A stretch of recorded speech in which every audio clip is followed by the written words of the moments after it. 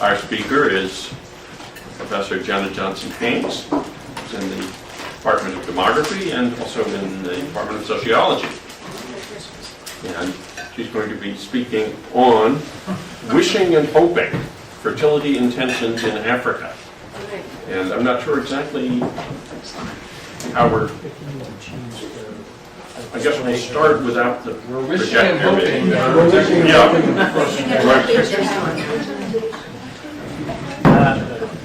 Turn on mirroring. There it is. It's contagious. Yes, the projector illnesses are contagious. Do you want to talk and someone else can deal with your computer? That would be great. So while we're wishing and hoping that the slides will appear, I'm just going to start to talk. So what I'm going to be speaking from today is I'm going to be speaking about a topic that I feel quite passionately about, which is fertility intentions. And I'm going to be speaking from, mostly from data collected by Ted Miguel, who's here in the economics department, the PI on a fantastic large project that he in Kenya, where he generously allowed me to add some questions about marriage and fertility intentions and outcomes. And so that's what I'm speaking from today. So the paper is joint with Ted Miguel and with a former student of his, Joan Hammery-Hicks, and funded by NICHD. For decades now, for a very long time, we have thought primarily about reproductive outcomes as being centrally the consequence of fertility intentions. That is, people formulate in their mind a future plan, particularly a future plan that is oriented to having a specific number of children, and then they try whatever means they need at hand in order to make that intention happen. This vision of the world, where people formulate intentions and then enact them, has a long philosophical tradition, from Hume to Searle.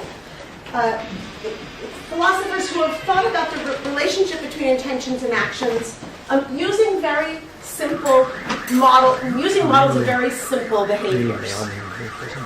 And I'm really helpful to have some slides at some point here. Your machine is locked up. My machine is locked up. This poor little computer was doing so well until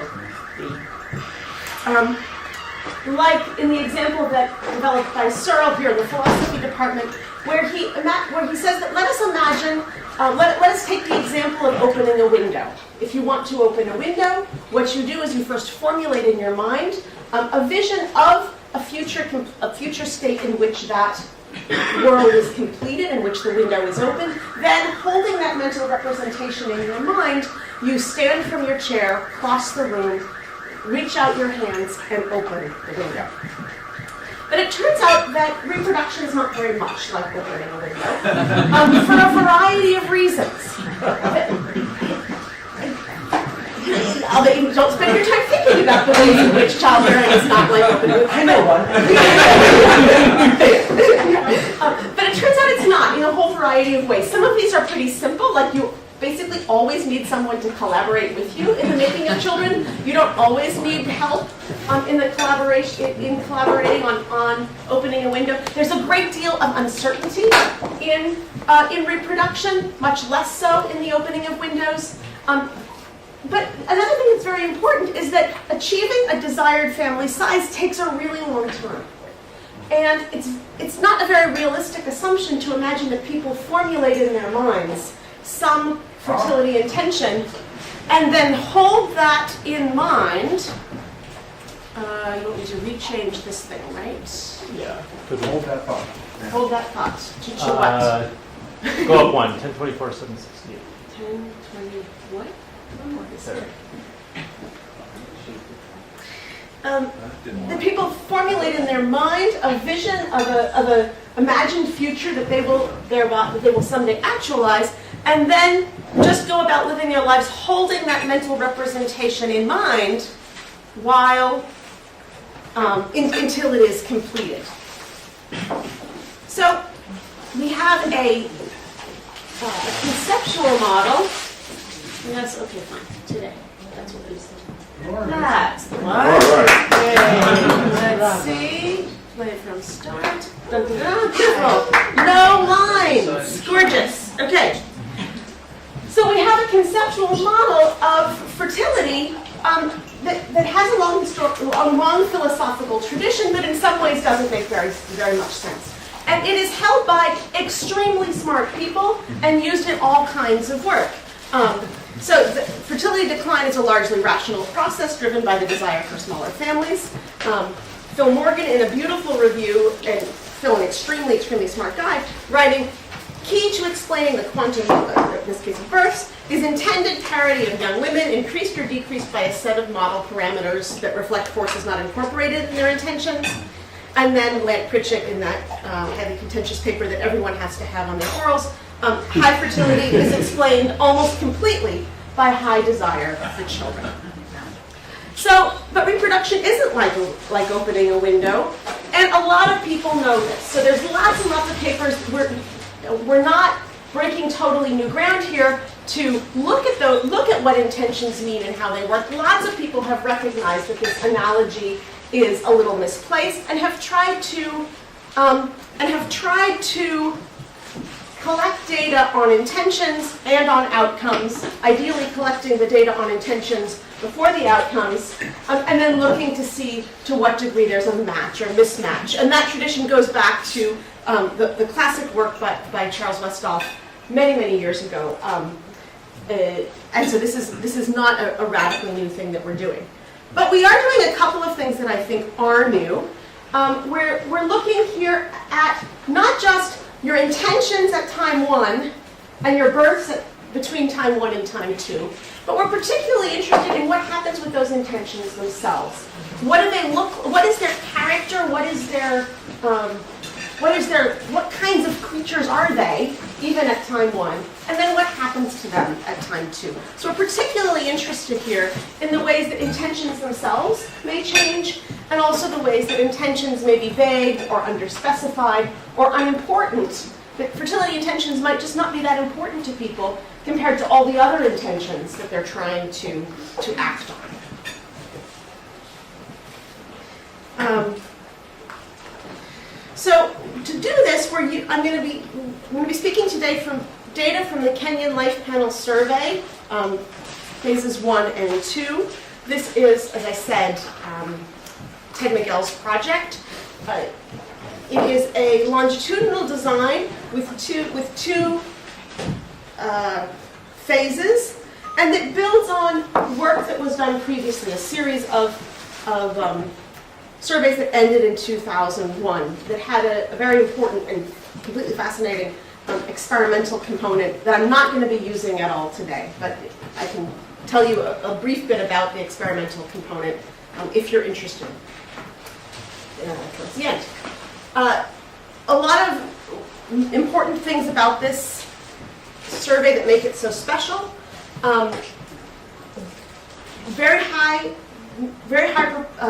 Very low loss to follow-up.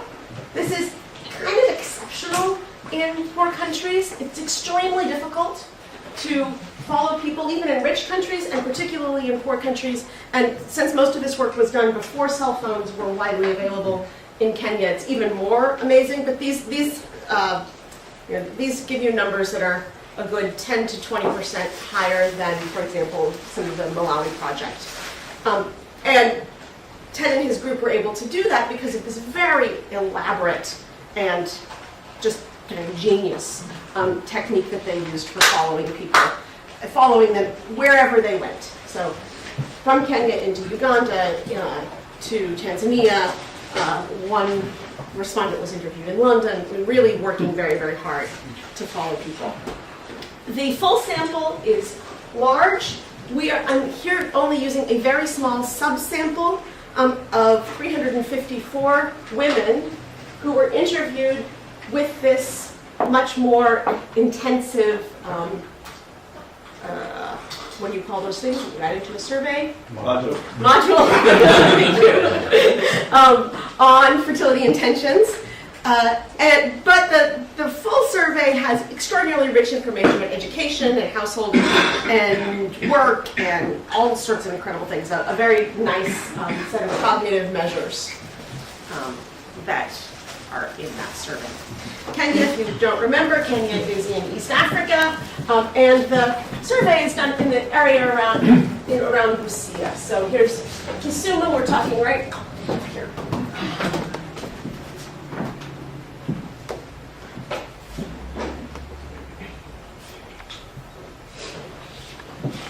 So what is in this module? The module is a random subsample of women in the Kenyan Life Panel survey.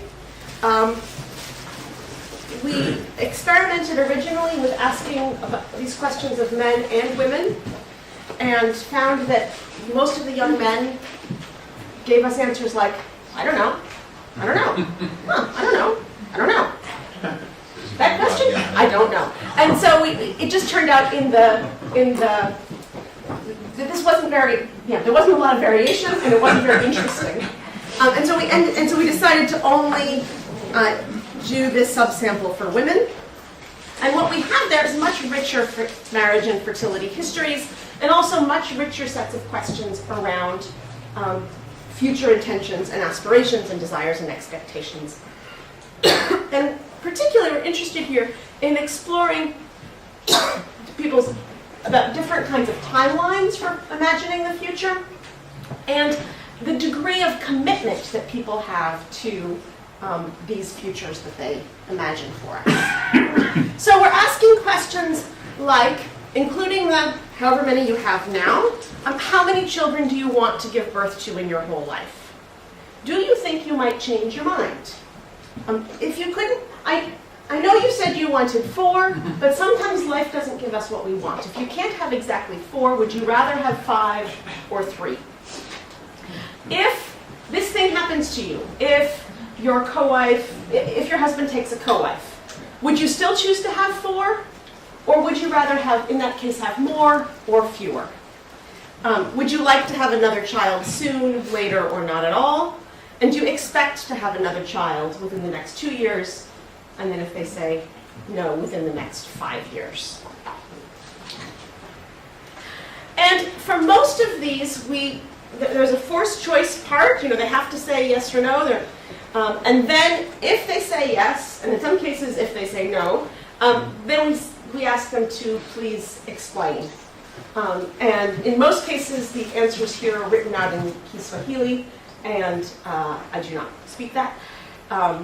But the surveyors loosely translate. So the survey itself is very, very closely and tightly translated and back translated. These answers are translated on the fly.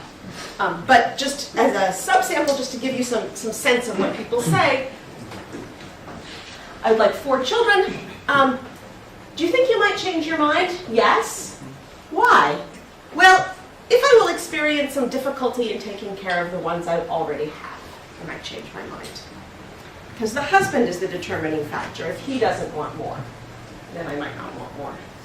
If funds are available in plenty, I might choose a different number. If I am bewitched, or if my husband goes far from home, and yes, I plan to change my mind when I am old.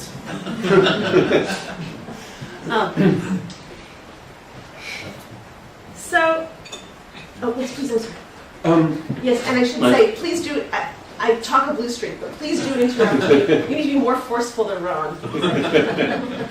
Well, I noticed that there aren't any questions about, or responses about if a child dies. You decided it would be people who take it as bad luck or something? No, in our list of things, you'll see our list of things. We give them a list. If this happens, will you change your mind? If this happens, will you change your mind? If this happens, will you change your mind? And we do have child deaths in there. The answers that I just showed you were from a part of the survey before that. So we first ask, what do you want? Might you change your mind? If yes, free choice. Anything you want to tell us about why. And you're right. Child death appears, I can't say it appears never, but it appears very rarely. Not a common reason for people to say they want a different number. And then later in the survey, we give them this long list. Yeah. Can I ask another question? Please, yes, Well, yes. it's about whether they've already exceeded their fertility desires. Is there a chance for them to say, well, I've got 5, but I wanted 3? Yes, there is, although these are young women. These are, they're 17, most of them, they're all between 17 and 26. Okay. And most of them at the beginning are even, they're at the young end of that so they range. have And so there are a couple of women who do answer, I want no more, but those, for the most part, those are women who have none, and it appears to be one of those cases where the question we're asking and the question they're hearing are not quite the same question, because they say, I want no more, how could I have children? I'm still in school. And so I don't, so because they're young, most of them have not yet achieved desired family size. Even the desired family size is actually quite small. Okay. So, I'm not at all following what I planned to tell you. Okay. Okay, so now here we're gonna, this is just straight up description of the data. This is not controlled for anything. This is just straight distributions. And it's distributions from 2 questions in each of 2 surveys, KPLS 1, first phase, and then coming back 3 years later and asking questions of the same women. So on the left here, this is question worded identically in both surveys, including the however many you already have. How many children would you like to give birth to in your whole life? And then 2 sort of crazy experimental questions next to them. So the first thing to notice here is that the distribution of what people say they want shifts down a little bit, from 4 as the modal response to 3 as the modal response. So this is the same people at 2 different waves? These are the exact same people, and in fact we've excluded here from, and this only includes in phase 1 the women who we actually found in phase 2. So these are exact same women. How far apart? 3 years apart. So exact same women asked 3 years apart. So the mode moves down. And these fertility desires are a good bit lower than in the Kenyan DHS. The Kenyan DHS for women in this age group is about 3.8, so matches nicely in KPLS 1. By KPLS 2, they're giving us lower numbers. Another thing that's interesting to note here is, is that not only does the modal answer decline, but the concentration increases. So 38% gave us the modal answer, and 76% gave us an answer within 1 child of the mode. And in the second period, slightly more give us a modal answer, and again, slightly more within 1 child of the mode. So there seems to be not only a decline, but a concentration around, sort of clarity emerging around what is the right answer to this question. We also... I mean, you have almost an identical number of people saying 2, 3, or 4 each time. Yeah. So I wouldn't... That's fair. My usual measure of concentration is within one of the mode. Right. You have very similar concentration. Yeah, that's fair. Well, you've lost the 7 Yeah. 7 plus, And and you've Yeah, gained it's a 1. little more concentrated. The It's total in just 2, 3, and 4. I'm You might measure the total in 2, 3, and 4. It is. We can move on. I just want to It say is- that's not the only measure of concentration. Absolutely agreed. Absolutely agreed. And we've got small numbers of people overall, and so yeah. I hear you. So we also ask these questions about if we force you to change. If we force people to change, we get this nice-looking distribution.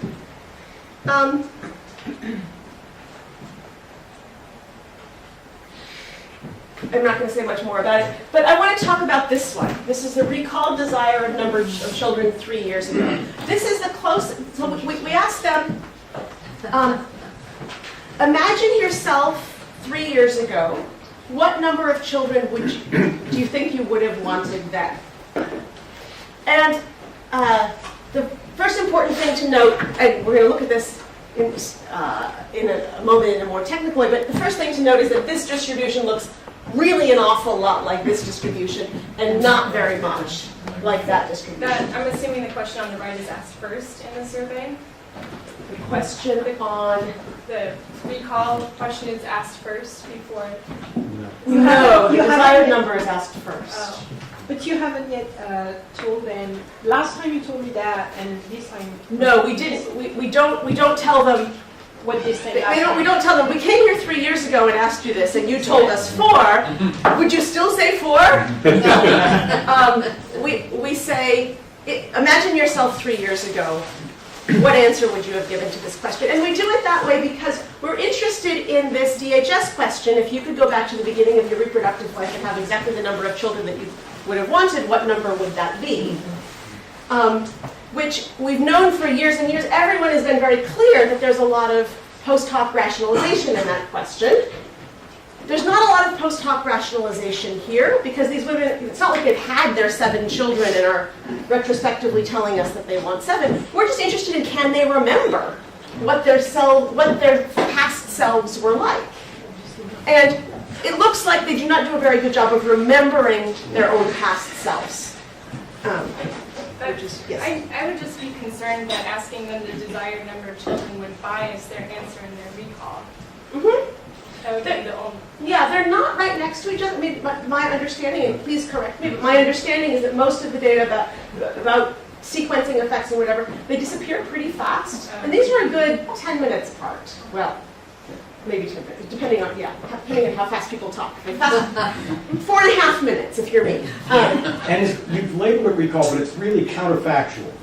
Imagine yourself 3 years ago. So they've changed their minds but think they haven't. They've changed their minds but think they haven't. Their representation of their past selves is extremely continuous with their present selves. They envision their past as being very similar to their present. Please. You're doing this at the whole distribution, but the way I would normally do that is by doing it person by person. Yep. Show the recall of what they were versus where they now is recall, and here it is. Yeah. So here what we're looking at is we're looking question by question, person by person, and we're looking what proportion of respondents are on the diagonal. That is, they give the same answer in the 2 cases, and then just what is the correlation coefficient. So 2 ways of measuring, I think, what David is asking for. And the point here is just that this nominally recalled desire, this imagine yourself in the past, is much less associated with their own pasts than is their present response does a very good job of predicting what they imagine their pasts were like. Okay. Okay, so the first thing here is this. In the DHS, we've talked a lot about post hoc rationalization of people correcting their representations of their pasts to match their experience in between. People not wanting to report that son was unwanted. But it seems here that we also need to just think about people as we need to think about people's cognitive capacity to recall or even correctly imagine their past selves, and that is also part of what is going on here. Related to the problem of remembering what you were like before is the problem of predicting what you will be like in the future. And of course, there's some lovely work in behavioral economics on people's predictions about their future desires. And so one of the things we did is we asked whether respondents thought they might change their minds in the future about how many children they would want. Nearly 80% said no, 78.5% said no, I want 4, and I will not change my mind in the future. We let them change their minds, not at all. I can't remember if the wording is with difficulty or under certain circumstances, and then easily. I could easily change my mind. Almost no one could easily change their mind. So almost 80% said no, I will not change my mind. And then later in the survey, we give them this long list of circumstances. If this happens to you, would you change your mind? If this happens to you, would you change your mind? If this happens to you, would you change your mind? Some of these things are not going to happen to most of them. And so, so if they're sort of correctly predicting the probabilities of those things happening to them, then we shouldn't expect them to necessarily say that they will change their mind overall. But nonetheless, some of these things might very well happen to them. And some of them are quite common things. And so this difference is not a quite fair comparison that 80% say they will not change their mind and only 20% remain consistent to that throughout our list. But it's nonetheless it's sort of a provocative difference. So they don't expect to change their mind in the abstract, but in a slightly more concrete situation. These are still imagined future possible scenarios. This is still not terribly concrete. But even that little bit of concreteness dramatically changes how people answer. Now here what we're looking at is the questions are just listed there. And do we have our... Yeah, so we have one of your children dies in infancy. Yeah. So you've got your questions. Green is the proportion of people answering that they would still want the same number. Red is people who answer that under that scenario they would want more. And blue is people who answer that under that scenario they would want fewer. So now, are these asked in order, or did you sort them? These are sorted by, here they're sorted by the proportion answering that they would want fewer. Okay. And I do not have here the sequence in which they were asked. Yeah, no, they were not. That would have been very tight. We did such a good job of predicting our data. I don't have the sequence in which they were asked, and we didn't do anything like randomize it. I mean, the survey does not change the order. Everyone got them in the same order, and it was not this order. Okay, so first thing to take away, there's a lot of people who here indeed say that they will not change their number. And when they do say they're going to change, it's overwhelmingly that they will change to fewer. There's just an awful lot more blue here than red. And that is very interesting. There's a couple of cases where we have nicely matched questions where we're picturing similar scenarios. In one case, your situation improves, or your situation improves in one direction, and in the other case, in the opposite direction. Clearly, with the finances, we see that people's responses are very, very asymmetric. If people's finances improve, a small number say that they would want more, but not so many. If your finances worsen, there's a very strong tendency to want fewer. And we see this throughout, that co-wives, there's a great deal of conflict with co-wives in Eastern Kenya compared to in West Africa, where in West Africa, many women select their own co-wife, and she's often a kinswoman, a cousin, or a relative. So that relationship is quite warm. In East Africa, co-wives are most often selected by the husband, even over the opposition of the wife. So the husband shows up with a co-wife, and welcome to your new life. So a co-wife leaving is usually a very good thing. Women are very happy when co-wives go away for the most part. But here we see again that co-wife leaving is associated with a slight increase in the number of children the number of women is associated with a small number of women saying that they would want more, whereas the opposite, your husband taking a co-wife that you didn't know about, is associated with a much larger proportion of women who will change. So, yes, please. Oh, do these distributions change by parity, and what's the average parity of these respondents? It's under 1 at KPLS 1, and it's 2 and 2. Yeah, around 2 by the second one.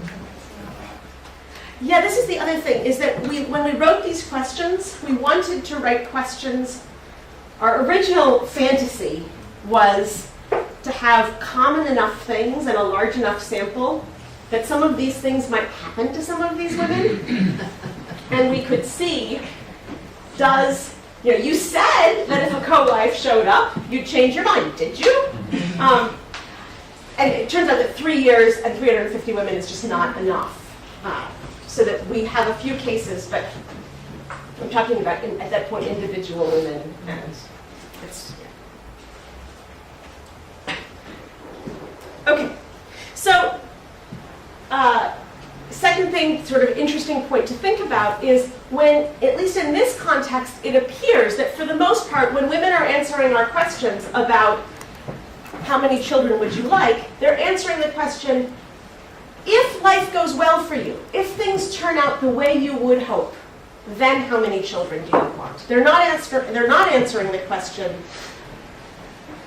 do a pretty good job of predicting the probabilities of your finances being good or bad, and given that assumption about how things will turn out, how many do you want?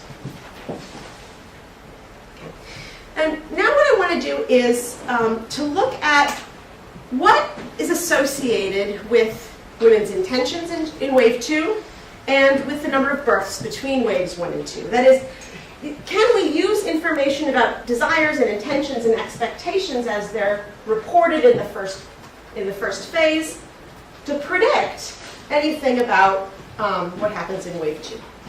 So of course we're going to use regression for that, and I am emphatically not going to make causal claims here, but just try to look at some of these associations. In the data that I'm showing you, we're controlling for a gazillion things. I'm not sure that's a good idea. So I'd be curious about specific items, but I'd also be curious just about your general intuition about whether we should control for a zillion things. The sample is small. It works against finding measurable associations. That's what we're doing now. And we're going to first look at the stability or changes in desired numbers, and we're going to do this in 2 ways. We're going to just use OLS to look at the direction and magnitude of changes in this desired number of children. And then we're going to see if we can, and then we're going to try to predict who's on and who's off the diagonal. They are not paying any attention to which direction they're off the diagonal, just are you on or off? Okay, so when we look at being on the diagonal, we see that compared to a reference group of women who said that they wanted 2 or fewer children, women who want 3 specifically, that is, women who give what turns out to be the normative answer, are the least likely to change. Women who report higher desired numbers are not measurably different from the reference category. Shorter term measures, like expecting a child soon, are not associated with being on the diagonal. In the OLS, where we're predicting the direction and magnitude of change, if we tried both models both ways, this one fits better if we just use a single linear variable for the desired number of children, and that is the more children that you want. This doesn't mean that you're more likely to change. It means that if you change, you more reliably change downward. This is not surprising. It is precisely what Kesnav-Vallée and Morgan find for the US. It's probably what any rational human would have guessed we would find. But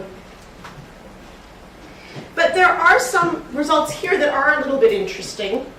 Some of them are what we would expect, that when we force them to choose more or fewer, those who under forced choice choose more. When they switch up. Good. Some are a little bit puzzling. I don't know how to interpret this. That women who expected a child within 2 years, when they switch upward. Some of those are maybe pregnant, or is pregnancy controlled? This is, it says, we ask about their pregnancy status, and the question says, including the children you have now, we ask if they're pregnant, further on, including the 2 children you have now and your current pregnancy, how many children do you want to? So we intend to include the pregnancy. Whether they do, I don't know. We try. Jenna, wouldn't be people who are pregnant or already have kids who are selected for people who want to have kids? And therefore, they're already in the having kids mode, so if they're already doing that, they might want more kids. Whereas women who aren't having kids are the ones who actually don't want as many kids. Yeah, it's, when we look at the kids, when we look at actually what happens with births, it doesn't work as neatly as that, it turns out. Yeah, and like I said, we're controlling for everything in the universe. We're controlling for Cattle. We're controlling for cattle, including we're controlling for how many pregnancies have you had and how many live births have you had at wave 1. So, but yes, I am not going to stand here and tell you that by controlling for stuff I have dealt with selection, and that's why I'm not making any causal claims about this. That's one of the reasons. Okay. So when we look here at stuff that happens to them, did you get married? Did you end up staying in school through the whole duration? Did you have another birth between the 2 waves? For the likelihood that you are on the diagonal, none of that is measurably associated with being on the diagonal, although all the coefficients are negative, for what it's worth very little.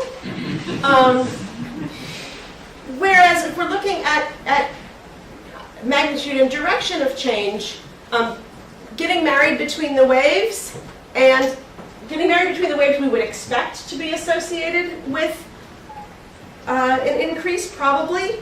Being still in school, it's a little peculiar. It goes in not the direction we would have anticipated. It does not go in the direction we anticipated. Cattle, we thought cattle would matter. Cattle don't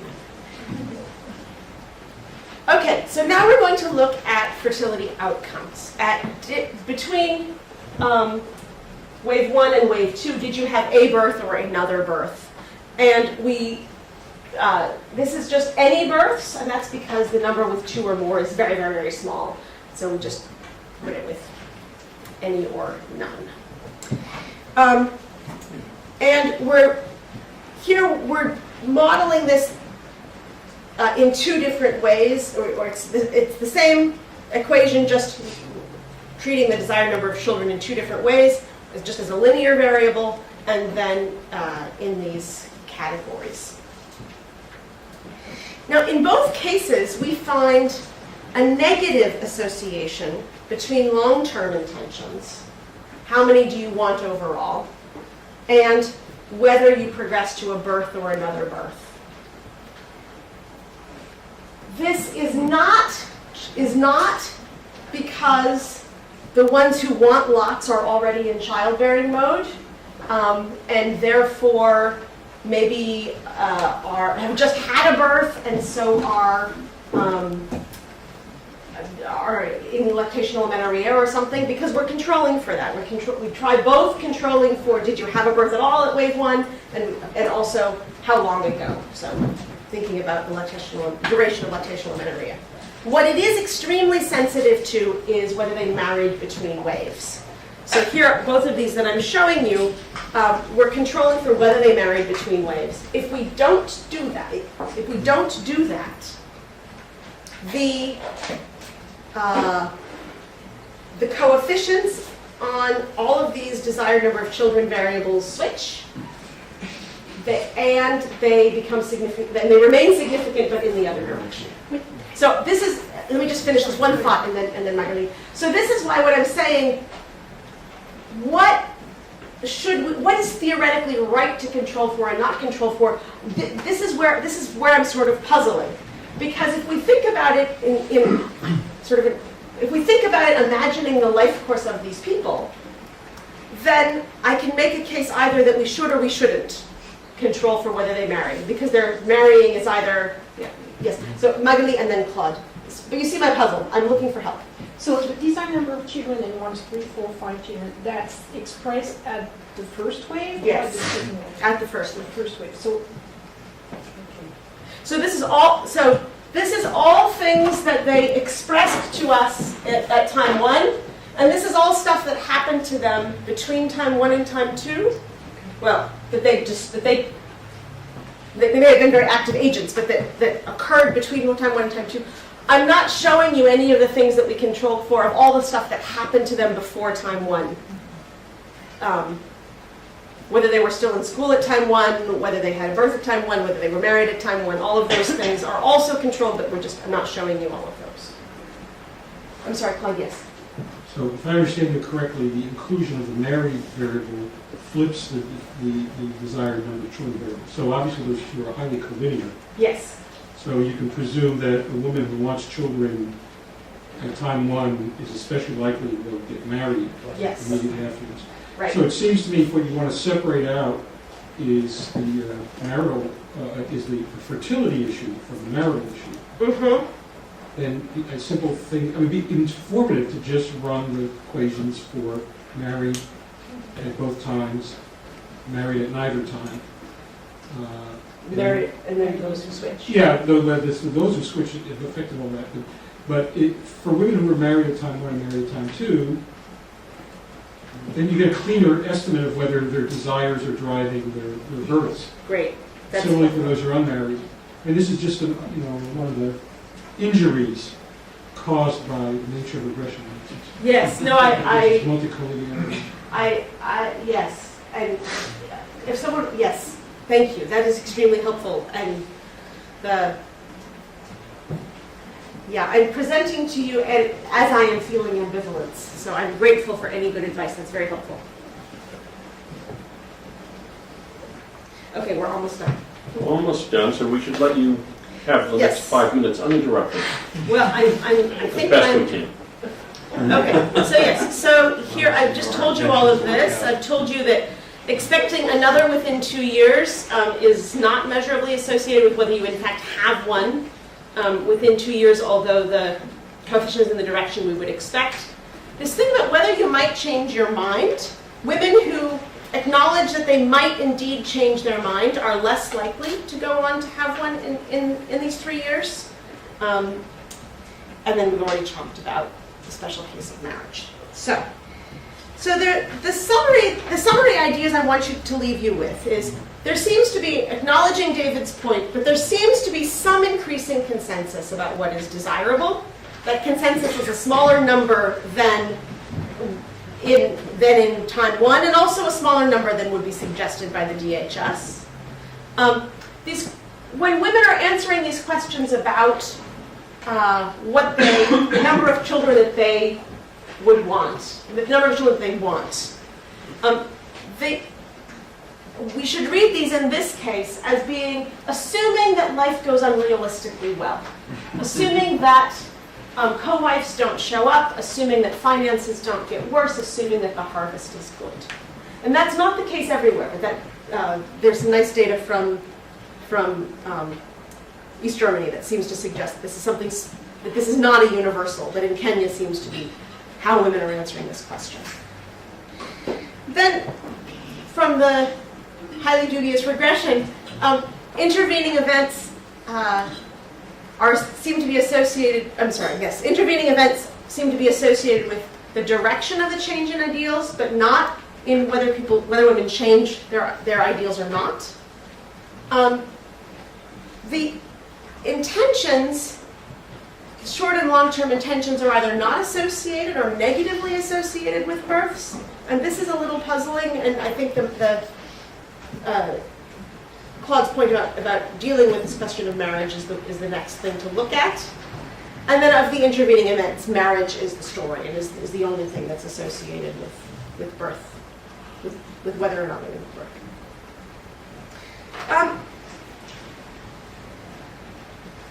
So where do we go from here? For decades now, we've asked survey questions about desired family size without necessarily asking too much about the messy imagined futures in which women envision themselves bearing and rearing those children.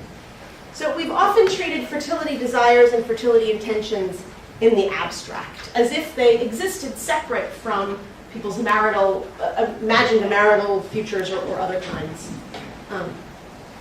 And I say that realizing that, of course, there's a rich sociology that doesn't do this, but if we read Bongartz or Boletau, I think that's a fair description. We could call this way of thinking the fallacy of the isolable parameter. So an erroneous idea that people have stable and independent intentions about something as socially embedded as reproduction. But reproductive action is very rarely abstract.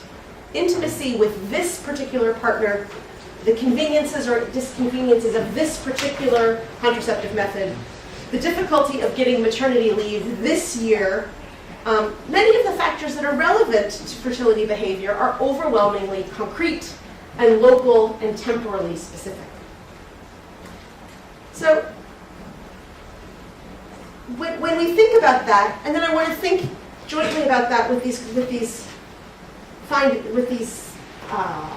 tentative findings about intentions, it's become very clear in studies of reproductive intentions that we get that long list of studies that I showed you. People get systematically better predictive power when they ask, what do you intend to do soon, rather than what do you want to do overall. But in these data, this does not appear to be true. The opposite appears to be true. There are differences in the proportion of women who bear a child. There are differences in the proportion of women who bear a child based on their 2-year expectations and their soon expectations. I didn't show you those data. But those differences are much less dramatic than the differences between the bottom and the top of the desired parity distribution. So people reason from where they are. They misremember themselves as more similar to the present than they were in the past. They underestimate how likely they are to change if their life changes. So they reason from the present with some vague sense of the good and the right that orients their action, and that vague sense does have lasting consequences. So we should need to think about fertility desires as schematic, and their enactment as conjunctural, that is, based in the present. Pascal, many years ago, made a distinction between la raison fine and la raison du géomètre, the refined reason and the reason of the geometer.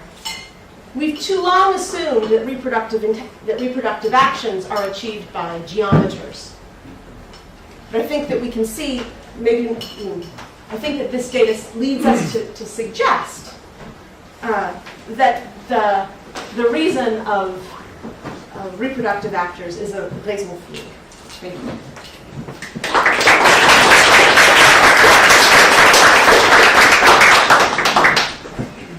Mike, can we turn the lights so we can stop falling asleep? Some fraction of people say they don't know their intention or are uncertain about their intention. What happened? Are those folks in this analysis? Where are they? We did a couple of things. First of all, we forced them to tell us. We did not accept I don't know as an answer to the question, how many children do you want? I expected that to be a huge problem, and it was a remarkably small problem. There were very few cases where our field interviewers reported having fights with women over this. And also the soon question? Because you've evoked Phil Morgan. I'm sorry, yes. So with the soon question, there we offered the options soon, later, think we have not at all, although we don't make much sense of that, and I don't know. Okay.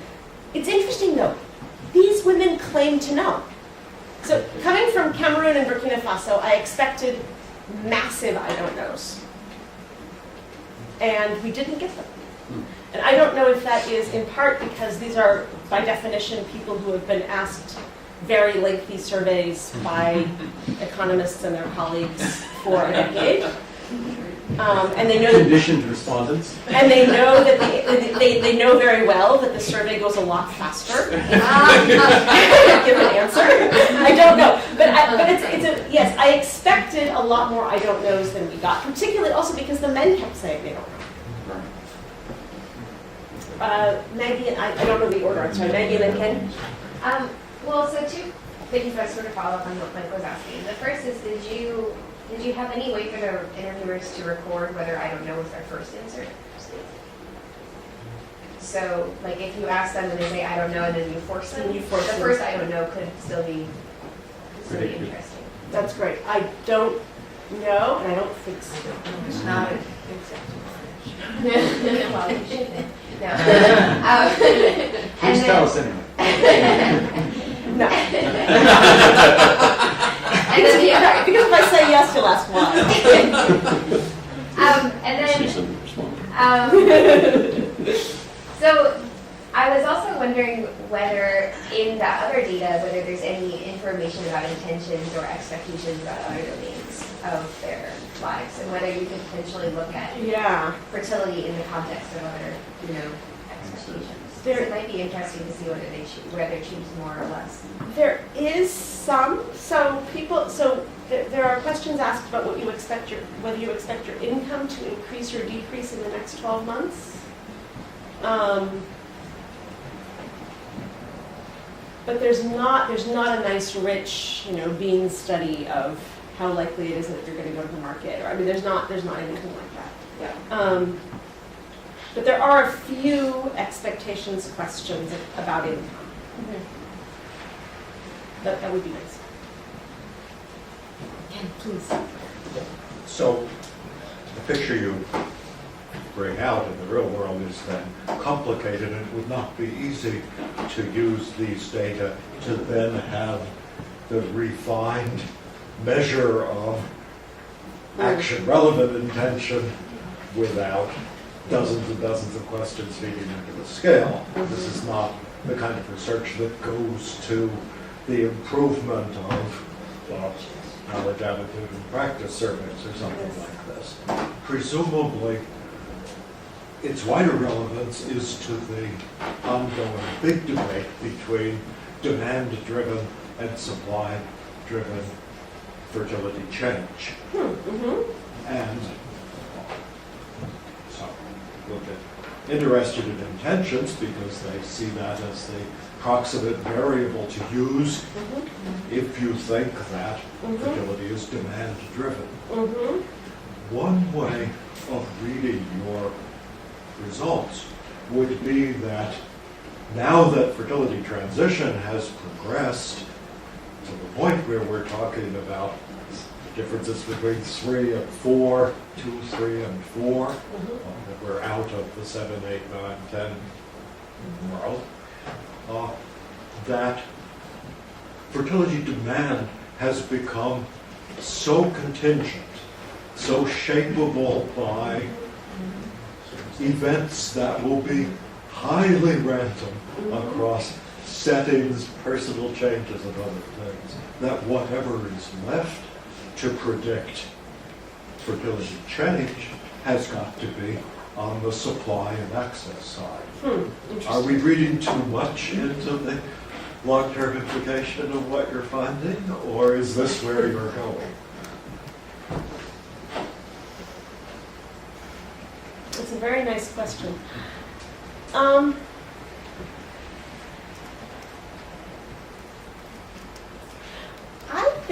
I think where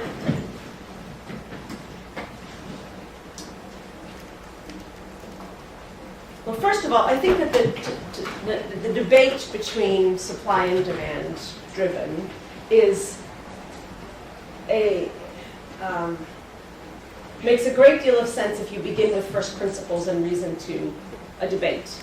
And makes a lot less sense if you start with an empirical description of people making fertility decisions and then try to reason back to whether it's driven by demand for children or supply of contraceptives. I just think it's a debate that has emerged in the literature because literatures like debates, and because Well, it's a fight over the allocation of resources. and it's a fight over the large amount of resources. allocation of It's still resources. one Yes, yes, but that. I'm sorry. You change hearts and medicine, Kathy. Right, but that realistically, both hearts and medicine cabinets matter, and most of, with the exception of the occasional Lamp Pritchett, most papers say there's a middle ground, and the middle ground is where the action is. I think of what this is being about is exploring what we mean by talking about. Exploring what we mean when we talk about fertility intentions, and exploring just what do the things look like? What is their character? And if we begin with once we say, okay, well, we can't treat the relationship between intentions and actions as relatively mechanical, then we just need to think about, well, how can we treat them? And what...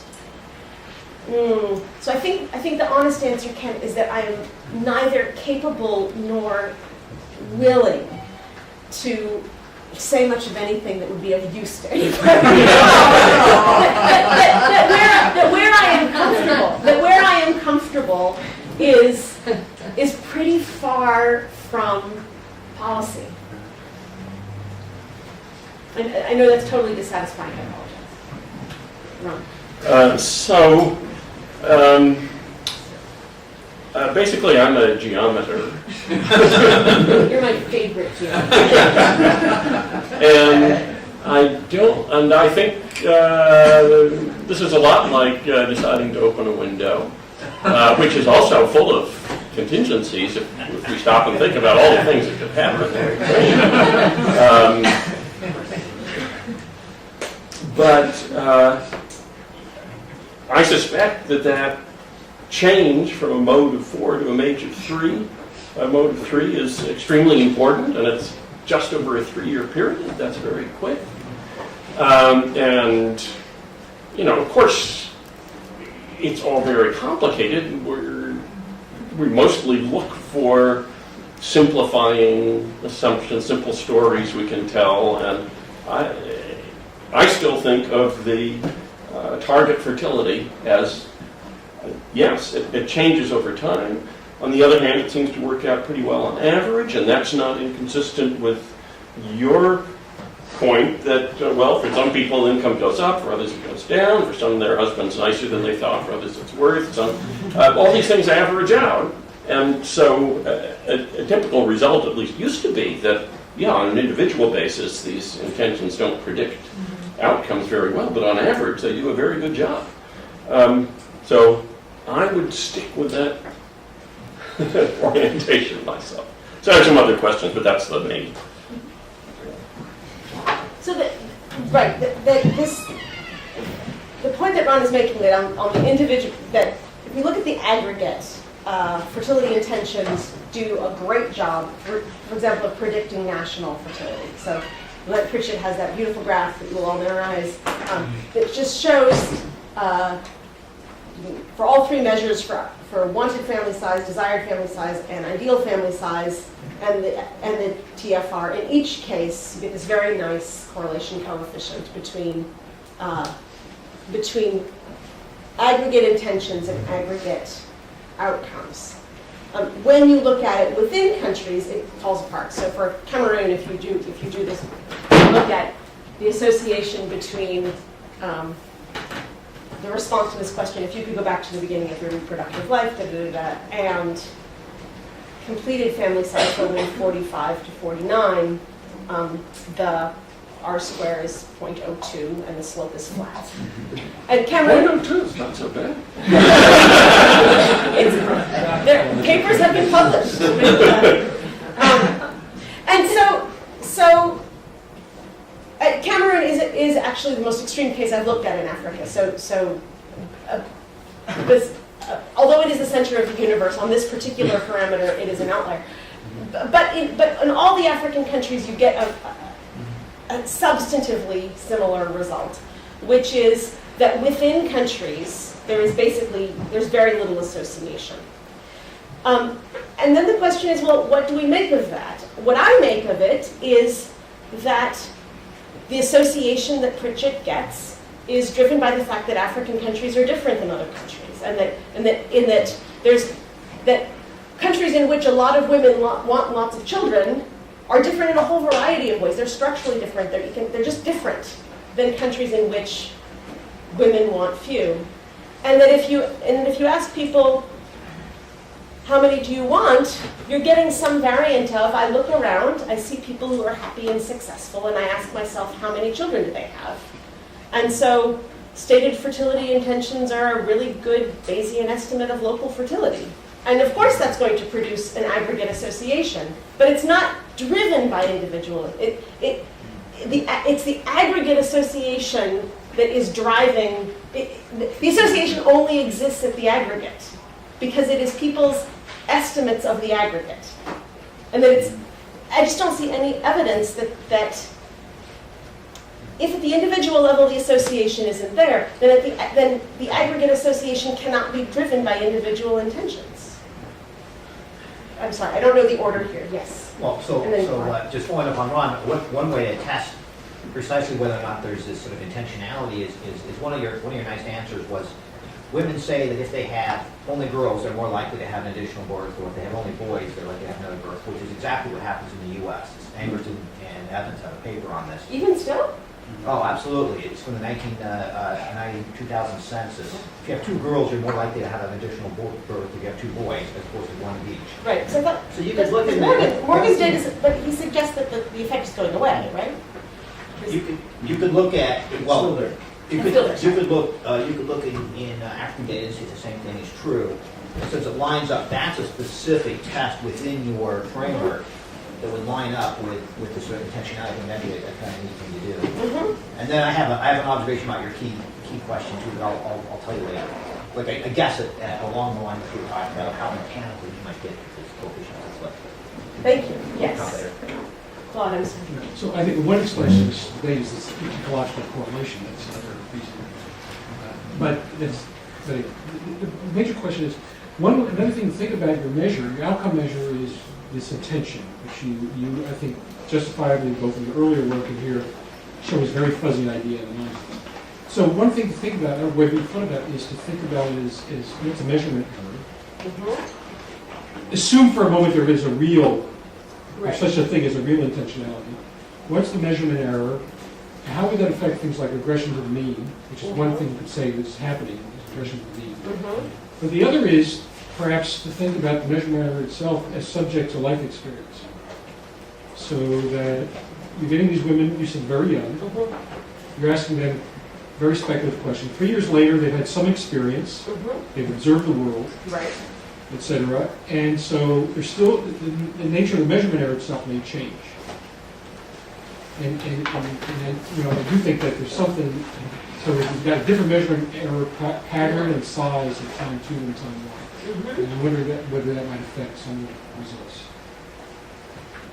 I like it. I'm not quite sure what to do with it yet, but I really like it. Maybe we can do one more question and then we can I apologize. I don't know who was first. I'm sorry. Please. So I was wondering, you said that fertility intentions are a reasonable Bayesian estimate of local fertility patterns. Did you include at all sort of the actual fertility patterns that were occurring? Because it seems like, was there a shift in fertility, and is that explaining these individual differences as well? Or are there really individual differences in life experiences that are changing the fertility? So, within these data, the only fertility we can look at is the fertility of very young women. We're lucky in Kenya that there's DHSs. There's 2. And so we've got nice estimates of fertility at the district level. And the district level, what you have is just totally flat. So Kenya is the example, actually, that Bongartz uses in his argument about stalled transition in Africa. That fertility is at 4 and is flat, and in some estimates might be rising very tiny bit. But it's not clear what is the right. Yeah. So it's not. I think there's two separate things. I wouldn't necessarily predict people to be sensitive to changes in TFR over 3 years. When I'm saying about an estimate of sort of a Bayesian estimate of fertility, I'm meaning why is Cameroon different from Niger, is different from Turkey? I don't think it's realistic to expect people to be that good of estimators. Okay, thank you very much.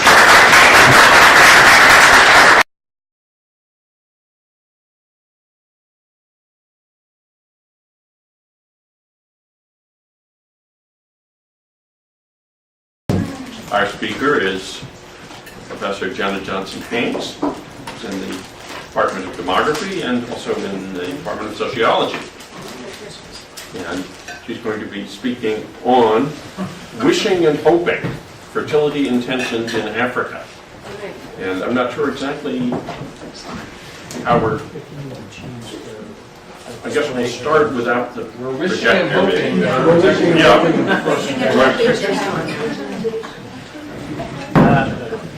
Turn on mirroring. There it is. It's contagious. Yes, the projector illnesses are contagious. Do you want to talk and someone else can fiddle with your computer? That would be great. So while we're wishing and hoping that the slides will appear, I'm just going to start to talk. So what I'm going to be speaking from today is I'm going to be speaking about a topic that I feel quite passionately about, which is fertility intentions.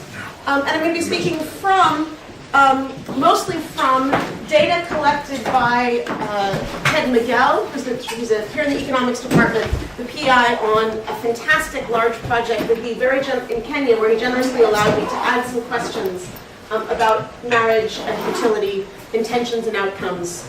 And so that's what I'm speaking from today. So the paper is joint with Ted Miguel and with a former student of his, Joan Hammery Hicks, and funded by NICHD. For decades now, for a very long time, we have thought primarily about reproductive outcomes as being centrally the consequence of fertility intentions. That is, people formulate in their mind a future plan, particularly a future plan that is oriented to having a specific number of children, and then they try whatever means they need at hand in order to make that intention happen. This vision of the world, where people formulate intentions in the people formulate in their mind a vision of a imagined future that they will someday actualize, and then just go about living their lives holding that mental representation in mind while until it is completed. So we have a conceptual model. Yes, okay, fine. Today, that's what we said. That's the one. All right. Let's see. Play from start. Dun, dun, dun. Beautiful. No lines. Gorgeous. Okay. So we have a conceptual model of fertility that has a long philosophical tradition that in some ways doesn't make very much sense. And it is held by extremely smart people and used in all kinds of work. So the fertility decline is a largely rational process driven by the desire for smaller families. Phil Morgan, in a beautiful review, and Phil, an extremely, extremely smart guy, writing, key to explaining the quantum, in this case of births, is intended parity of young women, increased or decreased by a set of model parameters that reflect forces not incorporated in their intentions. And then Lant-Pritchett in that heavy contentious paper that everyone has to have on their orals, high fertility is explained almost completely by high desire for children. So, but reproduction isn't like opening a window, and a lot of people know this. So there's lots and lots of papers.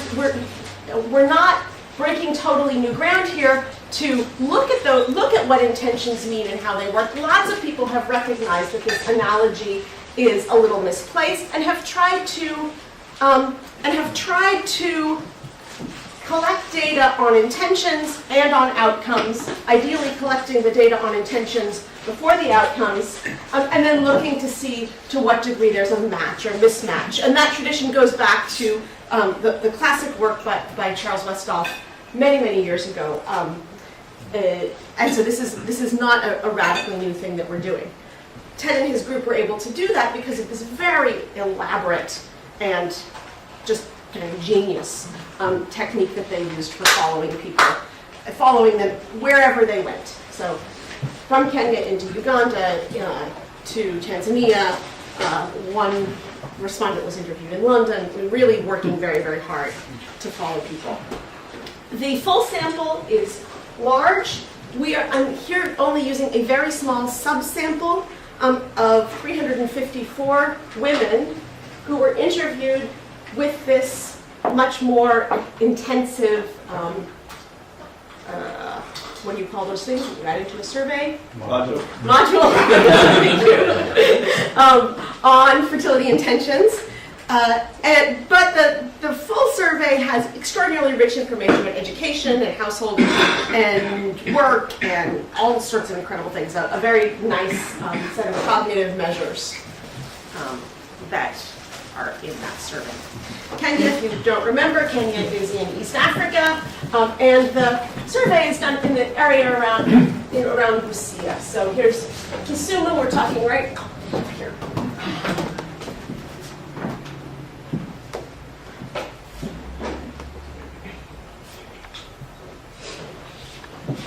So what is in this module? The module is a random subsample of women in the Kenyan Life Panel survey.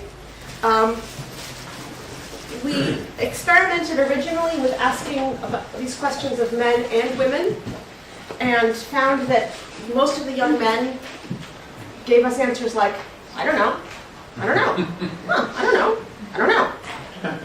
That question? I don't know. And so it just turned out this wasn't very, there wasn't a lot of variation and it wasn't very interesting. And so we decided to only do this subsample for women. And what we have there is much richer for enact them. Has a long philosophical tradition from Hume to Searle. Philosophers who have thought about the relationship between intentions and actions using very simple models of very simple behaviors. And it would be really helpful to have some slides at some point here. Your machine is locked up. My machine is locked up. This poor little computer was doing so well until like in the example that developed by Searle here in the philosophy department, where he says that let us imagine, let us take the example of opening a window. If you want to open a window, what you do is you first formulate in your mind a vision of a future state in which that world is completed, in which the window is open. Then, holding that mental representation in your mind, you stand from your chair, cross the room, reach out your hands, and open the window. But it turns out that reproduction is not very much like opening a window, for a variety of reasons.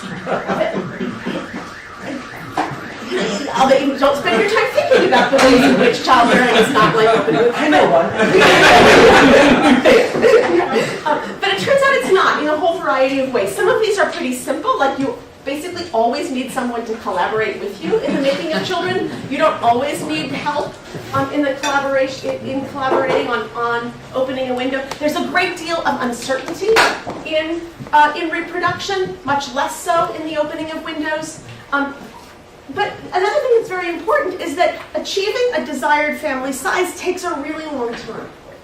And it's not a very realistic assumption to imagine that people formulate in their minds some fertility intention and then hold that in mind. You want me to rechange this thing, right? Yeah, could hold that thought. Hold that thought. To what? Go up one, 1024, 768. 1020, what? There. But we are doing a couple of things that I think are new.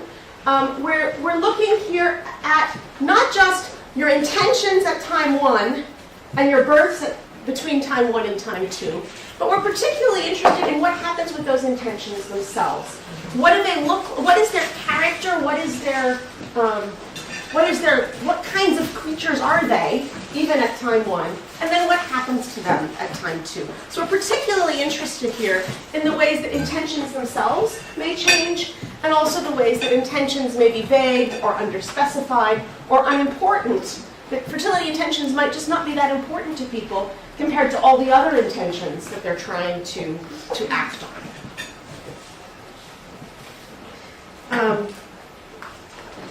So to do this, I'm going to be speaking today from data from the Kenyan Life Panel Survey, phases 1 and 2. This is, as I said, Ted Miguel's project. It is a longitudinal design with two phases, and it builds on work that was done previously, a series of surveys that ended in 2001 that had a very important and completely fascinating experimental component that I'm not going to be using at all today, but I can tell you a brief bit about the experimental component if you're interested towards the end. A lot of important things about this survey that make it so special.